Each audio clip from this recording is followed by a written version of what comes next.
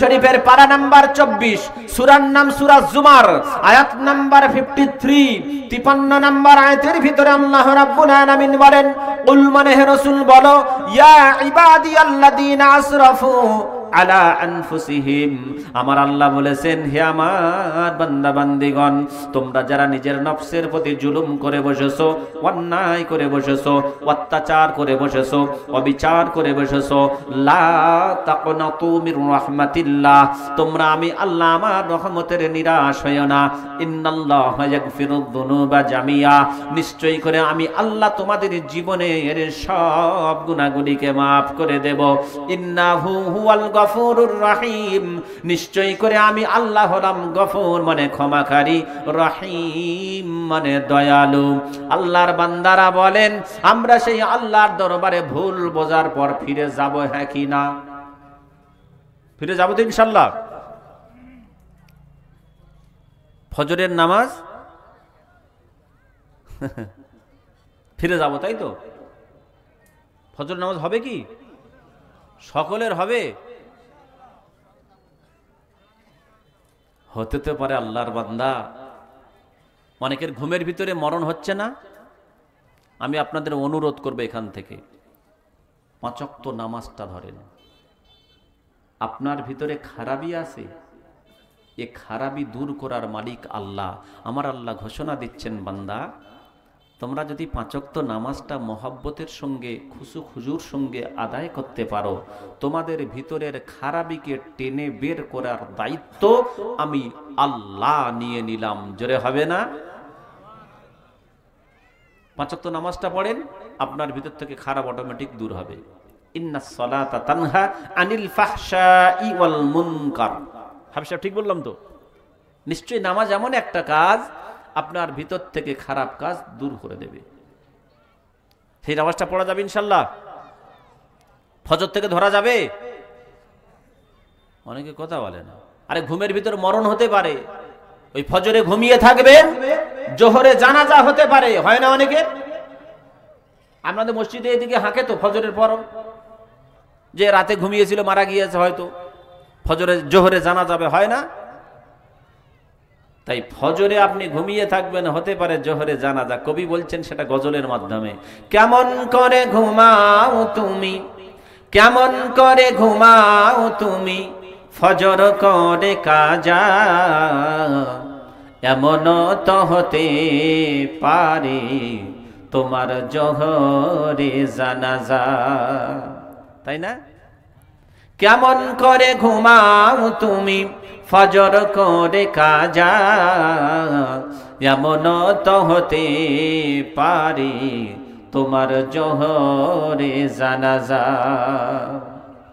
মুসলিম হয় না জন্ম নিলে মুসলমানের ঘরে, আর কাফের মুমিন তফাতটা হয় সালাতের উপরে, মানুষ নামাজের উপরে। এই জীবনে নামাজ যেন, এই জীবনে নামাজ যেন হয় না কভু কাজা, এমন তো হতে পারে তোমার জোহরে জানাজা। বেনামাজি হলে কবরে কি হবে বলবে একটু? বলবো? বেনামাজির লাশ কবরেতে রাখিবে যখন, আর মাটির চাপে পাঁজরের হাড় ভাঙবে রে তখন, মানুষ ভাঙবে রে তখন। বেনামাজির লাশ কবরেতে রাখিবে যখন, মাটির চাপে পাঁজরের হাড় ভাঙবে রে তখন, মানুষ ভাঙবে রে তখন। আর কি হবে? বিষাক্ত ওই সাপের ছবল, বিষাক্ত ওই সাপের ছবল, বেনামাজির সাজা, এমন তো হতে পারে তোমার জোহরে জানাজা। ঠিক কি না? নামাজটা 5 ওয়াক্ত ধরা যাবে? হ্যাঁ প্রিয় বন্ধু আমার, হযরত উমর ফারুক রাদিয়াল্লাহু তাআলা আনহু আল্লাহ রাসূলের কাছে তৃতীয়বার যখন যাওয়ার জন্য ইজাজত চাইলেন, আল্লাহ রাসূল বললেন, বাবা উমর তুমি শুনে নাও, এখনো পর্যন্ত তোমার জন্য কোনো অর্ডার নাই। আল্লাহ রাসূল ডাকলেন আরেকটা জলিল কদর সাহাবী, নাম হলো তার হযরতে উসমান গনি। আল্লাহ রাসূল বললেন, বাবা উসমান তুমি এদিকে এসো। হযরতে উসমানে গনি রাদিয়াল্লাহু তাআলা আনহু আল্লাহ রাসূলের সামনে এলেন। আমার বিশ্বনবী বললেন, ও বাবা উসমান শুনে নাও, আল্লাহ পাক তোমাকে টাকার মালিক করেছে, তুমি একটু টাকার অফার মুখে ছুঁড়ে দেবে। এদিকে পঞ্চায়েত ভোট তো নাকি না পৌরসভা? হ্যাঁ, রাস্তা দিয়ে যাইলাম দেখলাম পঞ্চায়েত, পৌরসভা না। আপনাদের এদিকে পঞ্চায়েত ভোটে মোল্লা মাথা বিক্রি করে টাকায়? টাকায় বিক্রি হয়? বাবজি বলছেন হয়। মলম লাগাবো কোথায়? আহা, টাকায় বিক্রি হচ্ছে মুসলমান। প্রিয় বন্ধু আমার, এই ঘটনাটা চলবে নাকি শেষ করে দেবো? চলবে এটা? হ্যাঁ, কই কারা কারা চলবে সত্যি একটু হাত তোলেন তো, আমি দেখি খুশি হই। অনেকের মনে হয় ঘুম লেগেছে না ক্ষুধা লেগেছে, 2-4 জন, কিন্তু বেশিরভাগ 99% হাত তুলেছে চলবে। প্রিয় বন্ধু আমার, আল্লাহ রাসূল বললেন, ও বাবা উসমান তুমি শুনে নাও, তুমি একটু টাকার অফার আল্লাহর বান্দার মুখে মেরে দেবে, কারণ টাকার কাছে মানুষ অনেক সময় লোভে পড়ে যায়। হযরতে উসমান গনি বন্ধু আমার আল্লাহ রাসূলের কথাটা স্মরণ করে একটু আনন্দের সহিত আল্লাহর বান্দার বাড়িতে চলে গেলেন। গিয়েই সর্বপ্রথম বুঝছেন যে, সর্বপ্রথম উসমান দেখছেন যে স্বাভাবিকভাবে তো 2টো সাহাবী ফিরে গেছে, তাই না? তাহলে সাধারণভাবে হবে না। সর্বপ্রথম উসমান গিয়ে বলছেন, আল্লাহর বান্দা আমি জানি তুমি এমনিতে ছাড়বে না, তাই এই সালমানকে ছাড়ার জন্য তুমি কত টাকা নেবে একবার বলো তো। ইহুদি বলছে, উসমান তুমি কত দেবে? হযরত উসমান গনি উত্তর দিচ্ছেন, ওরে আল্লাহর বান্দা শুনে নাও, এই সালমানকে ছাড়ানোর জন্য আমি উসমান আমার স্থাবর এবং অস্থাবর যত সম্পত্তি আছে আমি সব দিতে রাজি আছি। আল্লাহর বান্দা ইহুদি অবাক হয়ে যায়। ও উসমান একটা প্রশ্ন করব, বলে কি? একবার বলো বলো। বলে তোমার মুখ্য বা প্রধান উদ্দেশ্য কি সালমানকে ছাড়ানো, নাকি অন্য কোনো উদ্দেশ্য আছে একবার বলো। হযরত উসমান গনি বলেন, আমার দুটোই উদ্দেশ্য, তবে মুখ্য উদ্দেশ্য হলো আমার রাসূলের ব্যথিত মনে আমি একটু আনন্দ দেওয়ার জন্য আমি সালমানকে ছাড়াতে সব টাকা দিতে চাই। মুখ্য উদ্দেশ্য রাসূলের ব্যথিত মনে একটু আনন্দ দিতে চাই। বলে উসমান তোমরা মুহাম্মদকে এত ভালোবাসো? হযরত উসমান গনি বলেন, ওরে আল্লাহর বান্দা শুনে নাও, আমরা রাসূলকে এমন ভালোবাসি তার নমুনা দেখেছো কোথায়? বলে কেমন ভালোবাসো একটু শোনাও। হযরত উসমান গনি বলেন, ওরে আল্লাহর বান্দা শুনে নাও, আমার রাসূল যেদিন থেকে বলেছেন লা ইউমিনু আহাদুকুম হাত্তা আকুনা আহাব্বা ইলাইহি মিন ওয়ালিদিহি ওয়া ওয়ালাদিহি ওয়ান নাসি আজমাইন, বুখারী শরীফের হাদিস এবং মুসলিম শরীফের হাদিস। একটা হাদিস দুটো কিতাবের ভিতরে এসেছে বন্ধু আমার।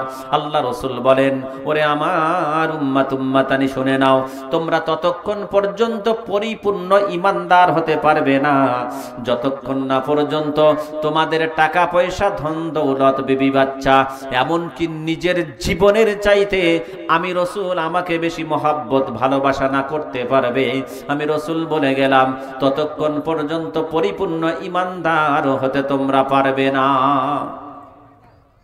উসমান গনি শোনাচ্ছেন আল্লাহর বান্দা ইহুদিকে, আল্লাহর বান্দা শুনে নাও, আমরা ওই দিন থেকে রাসূলকে এমন ভালোবাসি, আমরা আমাদের নিজের জীবনের চাইতে রাসূলকে 1000 গুণে বেশি ভালোবাসি। কেমন ভালোবাসি শুনে নাও। ওরে আল্লাহর বান্দা শুনে নাও, আমার রাসূল যদি এখনই একবার ডাক দেয়, ওরে উসমান আমার দরবারে চলে এসো, রাসূল যদি একবার ডাক দেয়, ও উসমান তুমি আমার দরবারে এসো, আমি বিশ্বনবী আমার পায়ে একটা কাঁটা ফুটে গেছে শুনে নাও, বিশ্বনবীর পায়ের ওই একটা কাঁটা ছাড়ানোর জন্য আমি উসমান স্বাভাবিকভাবে যদি না হয়, আমার জীবন যদি দিতে হয়, রসুলের পায়ের একটা কাঁটা ছাড়ানোর জন্য আমি উসমান একবার নয় যদি শতবার জীবন পাই, রসুলের কদম তলে নিজের জীবন দেওয়ার জন্য রাজি আছি। বলে এমন ভালোবাসো রসুলকে? বলে হ্যাঁ, রসুলের পায়ের একটা কাঁটা ছাড়াতে গিয়ে আমি উসমান যদি আমার জীবন চলে যায়, আমি হাসি মুখে জীবন দিতে রাজি আছি। রসুলকে এমন ভালোবাসি। বলে তাই? বলে হ্যাঁ। বলতে সালমানকে ছেড়ে দাও, কি নেবে বলো? আল্লাহর বান্দা ইহুদি বলে, ও উসমান শুনে নাও, আমি সালমানকে ছাড়ানোর জন্য ধরে রাখি নাই। শুনে নাও, আমার টাকা পয়সাও কম নাই, অনেক আছে আমার টাকা পয়সা। আমি টাকার বিনিময়ে, অর্থের বিনিময়ে সালমানকে ছাড়তে রাজি নয়। ওরে উসমান চলে যাও, আমি তোমাকে বড় ভালোবাসি, মোহাব্বত করি। আমি কে মোহাম্মদ চিনি না, আমার বাড়িতে দ্বিতীয়বার সালমানের কথা নিয়ে আসবে না। আমি দেখতে চেয়েছিলাম তুমি মোহাম্মদকে কত ভালোবাসো, তোমাকে একটু পরীক্ষা করছিলাম। সত্যি তুমি জীবনের থেকে মোহাম্মদকে বেশি ভালোবাসো, তবে সালমানকে ছাড়া হবে না। হযরতে উসমান গনি মনে বড় ব্যথা, উনি টুকটুক করে আল্লাহ রসুলের দরবারের দিকে ফিরে আসছেন। আচ্ছা, রসুল যদি ইচ্ছা করতেন, সর্বপ্রথম তো উমারকে পাঠিয়ে দিলে একদম পরিষ্কার হয়ে যেত, হয় এদিক না হয় ওদিক, যে কোনো একটা হতো। বিশ্বনবীর আদর্শ, আহা, আমরা সে রসুলের আদর্শ মানব ইনশাল্লাহ। এখানে আমি আপনাদেরকে একটু অনুরোধ করব, জালসা কমিটি এবং এলাকাবাসী, রসুলের আদর্শ যদি মানতে চাই, তাহলে এই কোরআনের অনুষ্ঠানকে কেন্দ্র করে যেন আগামী বৎসর মেলা আর দেব না, এই নিয়ত করতে পারবো ভাই? কি ক্ষতি হবে একটু বলি? না বললে আল্লাহ পাক আমাকে ধরবে। বোঝার চেষ্টা করেন। একটা প্লেটে আপনার দামি খাবার দেওয়া হলো, আপনার পছন্দের সব থেকে দামি খাবার। ওই প্লেটে খাবারের পাশে, দামি খাবারের পাশে বা আপনার পছন্দনীয় খাবারের পাশে কুকুরের পায়খানা। কি? কুকুরের পায়খানা। আচ্ছা, কেউ আসেন, এত দামি খাবার ফেলে দেওয়া যায়, কুকুরের পায়খানাটা ফেলে দিয়ে খাবার খাবেন? কেউ আসেন একজন? কারণ একই প্লেটে পাশাপাশি কুকুরের পায়খানা আর যত দামি খাবার তা খাওয়া যাবে না। মুসলমান এটা বোঝে ভালো। কোরআনের অনুষ্ঠানকে কেন্দ্র করে কেন জেনার পরিবেশ তৈরি করেছেন? ওখানে তো হুরপরি নেমেছে, নামেনি? এই হুরপরি নামেনি ওখানে? আমার এক যুবক বন্ধু আমাকে যখন নিয়ে আসছিলেন, আমি যুবকদেরকে কলিজার টুকরা মনে করি, কত কষ্ট করে যে আমার যে দুজনকে নিয়ে আসছিলেন বাইকে করে, আমারও কষ্ট লাগছিল। এদিকে পা ফেলছে, ওদিকে পা ফেলছে, বাইকে দুজন প্যাসেঞ্জার থাকলে কষ্ট লাগে না? আমার যুবক বন্ধুটা কষ্ট করে নিয়ে আসছে, রাস্তা থেকে হটছে না, হুর নেমেছে, হুর হুর। ওগুলো কোথাকার প্রোডাক্ট? এলাকার নয়, এলাকার সব বাইরের, তাই না? আহা, মুসলমান, ওই মেলাটা যদি না বসতো, ওরা কি নামতো ওখানে? এই মেলা না বসলে ওর নামতো ওখানে? আর অনেক যুবক বন্ধু, যাই হোক, অনেক যুবক বন্ধু এখানে বসেছেন, এদেরকে আমি মহব্বত করি, কিন্তু অনেক যুবক বন্ধু আমার ওদিকে সে পাগলা কুকুরের মতো ঘুরছিল। কিসের মতো? একদম পরিষ্কার কথা, পাগলা কুকুরের মতো ঘুরছিল। কি নাম্বার, ওরা নাম্বার লিখে নিয়ে ঘুরছিল। এই এদিকে ছেলেরা হয়তো নয়, আমাদের ওদিকে ঘরে নাম্বার লিখে নিয়ে ঘরে কাগজে, একবার দিতে পারলেই কপাল খুলে যাবে, তাই না? আর দেখেন, যারা ঘুরছিল ওই যুবক বন্ধুরা, যাদের পুষে গেছে ওরা কেটে পড়েছে। অনেকের পুষে গেছে ওদিকে, অসুবিধা নাই। পুষে গেছে বলতে কি, ওদের মনের আশা মিটে গেছে।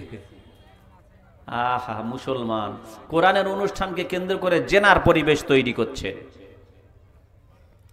যে ভাবি, যে চাচি জীবনে বছরে একদিনও বাইরে বের হয় না, মুখ ভালো করে দেখে না, আজকের অনুষ্ঠানকে কেন্দ্র করে বেরিয়েছে। দেখে না, অনেকে দেখে।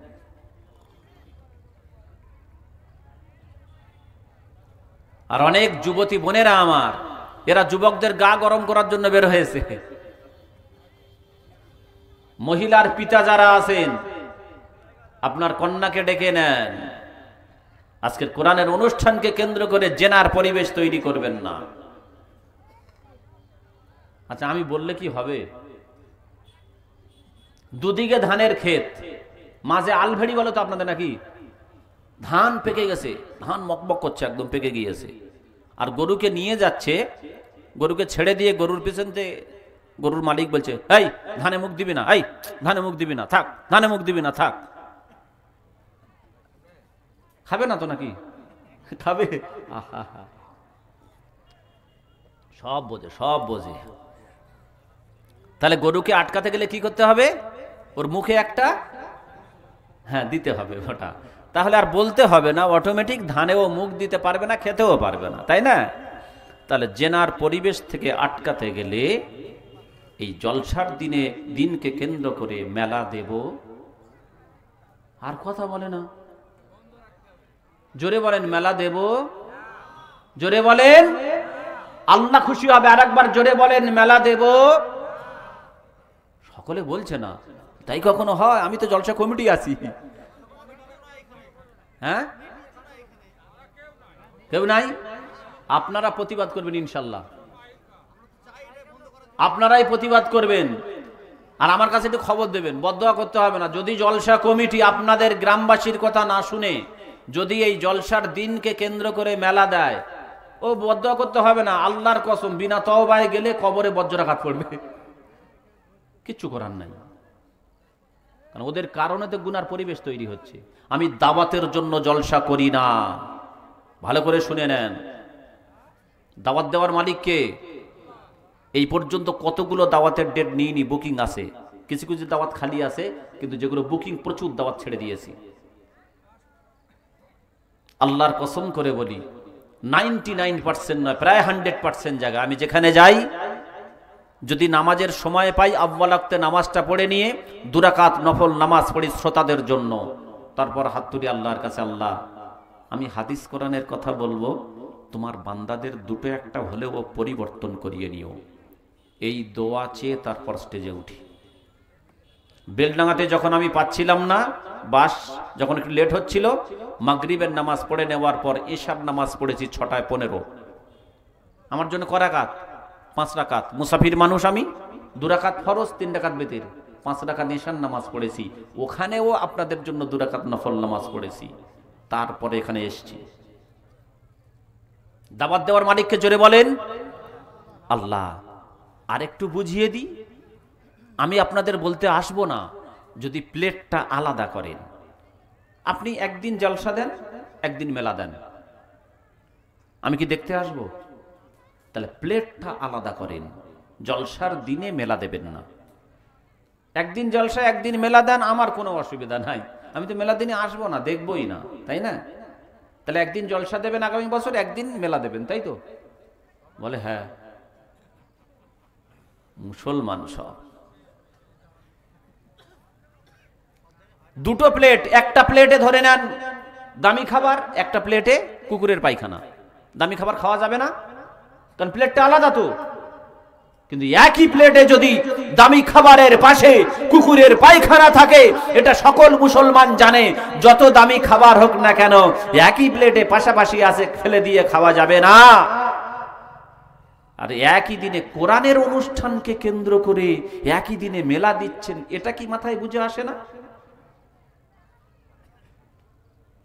পরিবর্তন হবে ইনশাল্লাহ, সকলে বলেন আল্লাহ কবুল করেন, বলেন আমিন। ও বান্দা আমার, হযরত উসমান গনি রাদিয়াল্লাহু তাআলা আনহু, উনি যখন আল্লাহ রাসূলের দরবারে এসে বলছেন, ইয়া রাসূলুল্লাহ, আমি শত চেষ্টা করার পরেও আমি পারলাম না, টাকার অফার দিয়েও আপনার সাহাবীকে আমি ছাড়াতে পারলাম না। ও বন্ধু আমার, আল্লাহ রসুলের মনটা বড় খারাপ। আল্লাহ রসুল এবার মাথাটা হেট করে আসেন। হযরত উমর ফারুক বলছেন, লাস্ট এন্ড ফাইনাল চান্স, একবার শেষ সুযোগ নেব, দেখা যাক এইবার রসুল কি বলেন, দেখা যাক।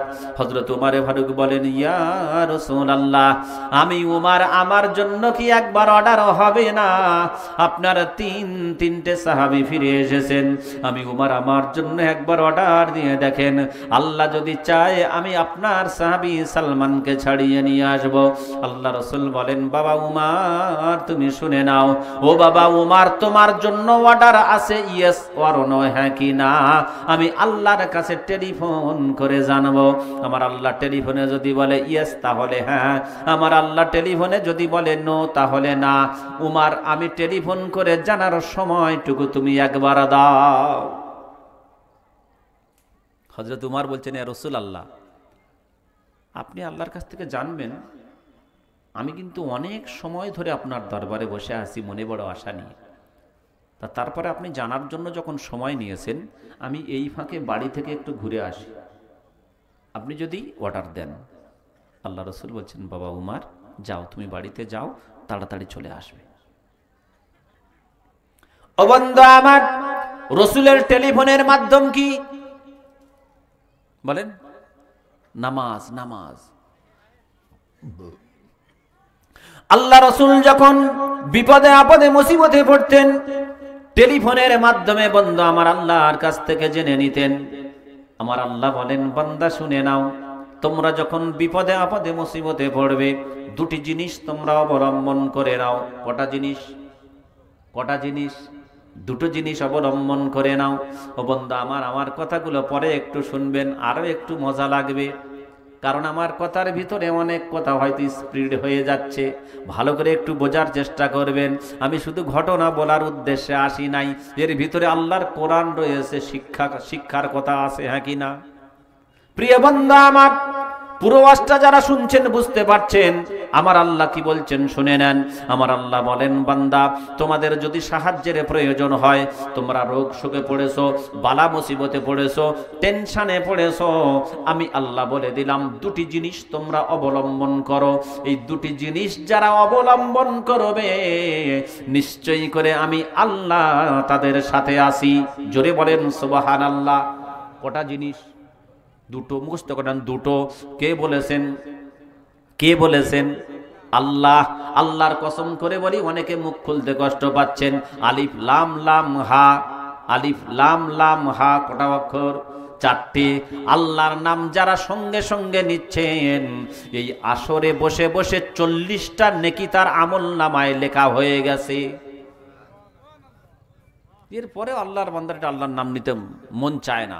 ও বান্দা আমার আল্লাহ বলেন, দুটি জিনিস তোমরা অবলম্বন করে নাও। এক নাম্বার হলো ধৈর্য, দ্বিতীয় নাম্বার হলো নামাজ। নামাজ নামাজ। আমার আল্লাহ বলেন, বান্দা, তোমরা দুটি জিনিস যদি অবলম্বন করতে পেরেছো, অবশ্যই করে আমি আল্লাহ তোমাদের সাথে আছি। যদি বলেন হুজুর আল্লাহ বলেছেন, দলিল দেন, আমি বলবো ওযু যদি থাকে কোরআনটা খুলে দেখে নেন। আল্লাহ রাব্বুল আলামিন বলেন, ইয়া আইয়ুহাল্লাযীনা আমানুস্তাঈনু বিস-সাবরি ওয়াস-সালাহ ইন্নাল্লাহা মা'আস-সাবিরিন। কোরআন শরীফের পারা নাম্বার 2, সূরার নাম সূরাতুল বাকারা, আয়াত নাম্বার 153। কত? 153 নাম্বার আয়াতের ভিতরে আল্লাহ রাব্বুল আলামিন বলেন, ইয়া আইয়ুহাল্লাযীনা আমানুস্তাঈনু, হে ঈমানদার বান্দাগণ, তোমরা যদি আমার কাছ থেকে সাহায্য পেতে চাও, তোমরা যদি রোগশোক বালা মুসিবতে পড়ে যাও, আমি আল্লাহ আমার কাছ থেকে যদি সাহায্য পেতে চাও, প্রথম নাম্বার হলো বিস-সাবর, ধৈর্য ধারণ করো। দ্বিতীয় নাম্বার হলো আস-সালাহ, নামাজটা আদায় করে নাও। আমার আল্লাহ বলেন, এই দুটি জিনিসের মাধ্যম দিয়ে ইন্নাল্লাহা মা'আস-সাবিরিন, নিশ্চয়ই করে আমি আল্লাহ ওই ধৈর্য ধারণকারীদের সাথে আছি। এইবার আপনারা বুঝে থাকলে বলেন, আল্লাহ রসুল ধৈর্য ধরেছেন, হ্যাঁ কি না? ধৈর্য ধরেনি? ধৈর্য যদি না ধরতেন তাহলে উমারকে তো প্রথমে পাঠিয়ে দিতেন, তাই না? প্রিয় বন্ধু আমার, আল্লাহ রাসূল ধৈর্য ধরার পর উমারের জন্য অর্ডার আছে কিনা আল্লাহর কাছ থেকে টেলিফোন করে জানবেন। আল্লাহ রসুলের টেলিফোনের মাধ্যম দ্বিতীয় হলো নামাজ, নামাজ, নামাজ। রসুল ধৈর্য ধরার পর ও বন্ধু আমার 2 রাকাত নফল নামাজ পড়ার জন্য দাঁড়িয়ে গিয়েছেন। নামাজ পড়ে আল্লাহর দরবারে হাত তুলতে দেরি, আমার আল্লাহ জিবরিল আমিনকে পাঠাতেই দেরি করে না। আমার আল্লাহ বলেন, ওরে জিবরিল চলে যাও, আমার হাবিবের কষ্ট আমি সহ্য করতে পারি না, আমার হাবিবের টেনশন আমি সহ্য করতে পারি না, যাও দুনিয়ার বুকে চলে যাও, আমার হাবিবকে একবার সুসংবাদ তুমি দিয়ে এসো। আল্লাহ রাসূলের সামনে হযরতে জিবরিল আমিন এসে বলছেন, আসসালামু আলাইকা ইয়া রাসূলুল্লাহ, আসসালামু আলাইকা ইয়া হাবিবাল্লাহ, আল্লাহ পাক আপনার জন্য সুসংবাদ দিয়ে পাঠিয়েছেন। আল্লাহ রাসূল বলেন, ইয়া আখি জিবরিল আখবিরিনি, ও ভাই জিবরিল আমাকে খবর দাও, কি সুসংবাদ আমাকে আল্লাহ পাক বলেছে একবার বলে দাও। আপনারা সকলে শুনবেন সুসংবাদটা, ছাড়ার পাত্র নয় রে কেউ। ও বন্ধু আমার, হযরতে জিবরিল আমিন বলেন, ইয়া রাসূলুল্লাহ, আপনি এতক্ষণ যাকে অর্ডার দিচ্ছিলেন না, আপনার অন্যান্য সাহাবীকে অর্ডার দিচ্ছিলেন, আমার আল্লাহ পাক আপনার ওই সাহাবী উমারকে যাওয়ার জন্য অর্ডার দিয়ে দিয়েছে। তবে শুনে নেন ইয়া রাসূলুল্লাহ, বলে তবে আবার কি? বলে তবে কথা হলো ইয়া রাসূলুল্লাহ, উমার একা যাবে না, উমারের পথের সাথী আপনিও উমারের সাথে যাবেন। আল্লাহ রসুল বললেন, আলহামদুলিল্লাহ, ঠিক আছে। রসুল বন্ধু আমার হযরত জিবরিল আমিনের কাছ থেকে জানার পর মসজিদে নববীতে অপেক্ষা করছেন, আর ওদিকে উমারে ফারুক কোথায় চলে গেছেন? বাড়িতে। মনে আছে তো? চলেন আমরা বাড়িতে যাই। আমার সময় তো হয়ে গেল তো। হ্যাঁ,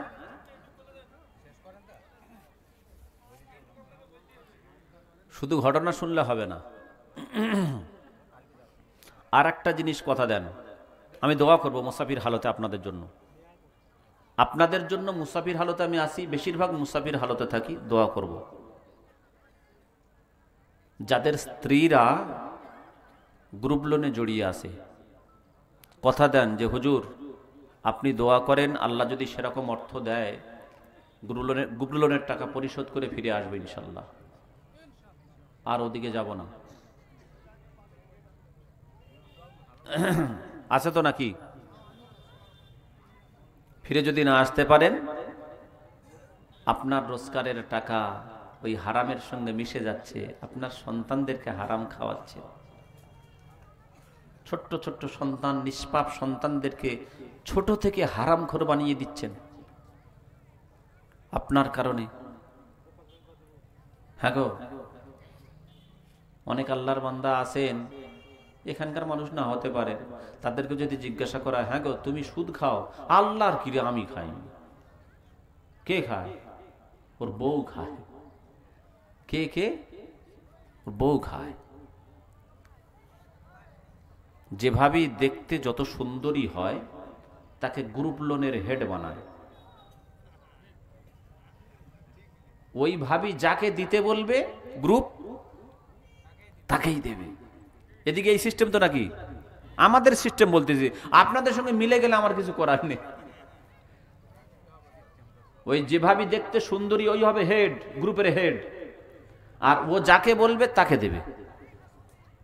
আর পুরুষেরা এরা মসজিদে গিয়ে তসবি ছিঁড়ে দিচ্ছে, বউগুলো গ্রুপ লোনের সেক্রেটারি, এরা মসজিদে গিয়ে তসবি ছিঁড়ে দিয়ে সোনাল্লাহ সোনাল্লাহ, ধাক্কা খেয়ে এসে মক্কায় গিয়ে। আহা, প্রিয় বন্ধু আমার, মহিলাদেরকে কোথায় ছেড়ে দিচ্ছেন? পুরুষের পুরুষত্ব আছে, পুরুষের দায়িত্ব ছিল তো স্ত্রীদেরকে খেটে খাওয়ানো, নাকি? আপনি স্ত্রীদেরকে পাঠিয়ে দিচ্ছেন ওখানে, আপনার একটু বিবেকে কাজ করছে না? কোথায় পাঠাচ্ছেন? হারাম আনতে, আর সেখানে ইজ্জত নিয়ে খেলা হচ্ছে, হচ্ছে না? অনেক পুরুষ আছে, এরা মাঠ থেকে কাজ করে আসে, মাঠ থেকে কাজ করে আসছে দুপুর বেলা, আসার পর দেখছে বাড়িতে সবে ঢুকছে আর স্ত্রী বেরিয়ে যাচ্ছে, ঠোঁটে লিপস্টিক, চোখে আইনালা। কোথায় যাচ্ছ? বলে ষাঁড় এসছে। কে কে? ষাঁড় এসছে, ষাঁড়ের কাছে যাচ্ছে। পুরুষ নিজের স্ত্রীকে ষাঁড়ের কাছে পাঠিয়ে দিচ্ছে। আল্লাহর কসম, দুঃখ নিলে কিছু করার নাই, আপনার নামটা দাইয়ুসের খাতায় উঠে যাচ্ছে। আল্লাহ রাসূল বলছেন, দাইয়ুসু লা ইয়াদখুলুল জান্নাহ, দাইয়ুস কোনদিন জান্নাতে প্রবেশ করবে না। আমার কথা না, রাসূলের কথা। রাগ যদি করেন রাসূলের উপর করেন, আল্লাহর উপর করেন। এমন কোন মা বোন আছেন, স্বামী যদি বলে এই তুমি বাইরে বের হবে না, বেপরদায় চলবে না, তোমার সুদের কারবারে যেতে হবে না, গ্রুপ লোন আনতে হবে না, এমন মা বোন আছেন জোর করে বলবে এই চুপ করে বসে থাকো, আমি লোন আনতে যাচ্ছি? এরকম আছে কি কেউ? স্বামী যদি তাকে খেটে খাওয়ায়, তারপরে কি স্ত্রী জোর করে যাবে লোন আনতে? কেউ যাবে না। আহা মুসলমান, আমার আল্লাহ কি বলছেন জানেন? আল্লাহ বলছেন, বান্দা যারা কোরআনের আয়াতটা শোনার পর সুদের কারবার থেকে সরে আসে না, আমি আল্লাহ বলছি ওরা ইমানদার নয়। ইমানদার হলে সরে আসবে। ইমানদার হলে, জোরে বলেন, কে বলছেন? কে বলছেন? আল্লাহ বলছেন। দলিল? দলিল না দিলে ছাড়বে বলে মনে হয়? দলিল হলো কোরআন। আল্লাহ রাব্বুল আলামিন বলেন, ইয়া আইয়ুহাল্লাযীনা আমানুত্তাকুল্লাহ ওয়া যারু মা বাকিয়া মিনার রিবা ইন কুনতুম মুমিনিন। জোরে বলেন আল্লাহু আকবার। কোরআন শরীফের পারা নাম্বার 3, সূরার নাম সূরাতুল বাকারা, আয়াত নাম্বার 278, 278 নম্বর আয়াতের ভিতরে আল্লাহ রাব্বুল আলামিন বলেন, ইয়া আইয়ুহাল্লাযীনা আমানুত্তাকুল্লাহ, হে ঈমানদার বান্দাগণ, তোমরা আমি আল্লাহ আমাকে ভয় করো। ওয়াদারু, ছেড়ে দাও, মা বাকিয়া মিনার রিবা, সুদ যা খেয়েছো বাকি অংশ ছেড়ে দাও। ইন কুনতুম মুমিনিন, যদি তোমরা ইমানদার হিসাবে দাবি করো। আচ্ছা, কোরআনের আয়াত বললাম তো নাকি দলিল দিয়ে? এই কোরআনের আয়াত শোনার পর যারা সুদের কারবার থেকে সরে আসবো না মনে মনে করতেছে, খাচ্ছি খাবো, যা আছে কপালে দেখা যাবে সকালে, বলেন আল্লাহ পাক বলছেন তোমরা যদি শোনার পর সরে না আসো, ইমানদার হিসাবে দাবি করতে পারবে না। তাহলে ইমানদারের বিপরীতে কি হয়? হ্যাঁ, কি বলে? বয়কার হস্যই ময়াকার দান্তন্য, পরোক্ষভাবে আপনার ওই খাতায় নামটা উঠে যাচ্ছে। সরে আসা যাবে ইনশাল্লাহ? হ্যাঁ প্রিয় বন্ধু আমার, নারায়ে তাকবীর, নারায়ে তাকবীর। প্রধান বক্তার আগমন, বলেন শুভেচ্ছার স্বাগতম। প্রধান বক্তার আগমন, জোরে বলেন প্রধান বক্তার আগমন। আর কেউ বাইরে থাকবো না, আমরা যে যেখানে আছি প্যান্ডেলের ভিতরে চলে আসি। যুবক ভাইয়েরা আপনারাও চলে আসেন। হ্যাঁ বলবো এই ঘটনা শেষ করব? ওরে আল্লাহ, কিছু করার নাই, প্রতি রাতের পর রাত।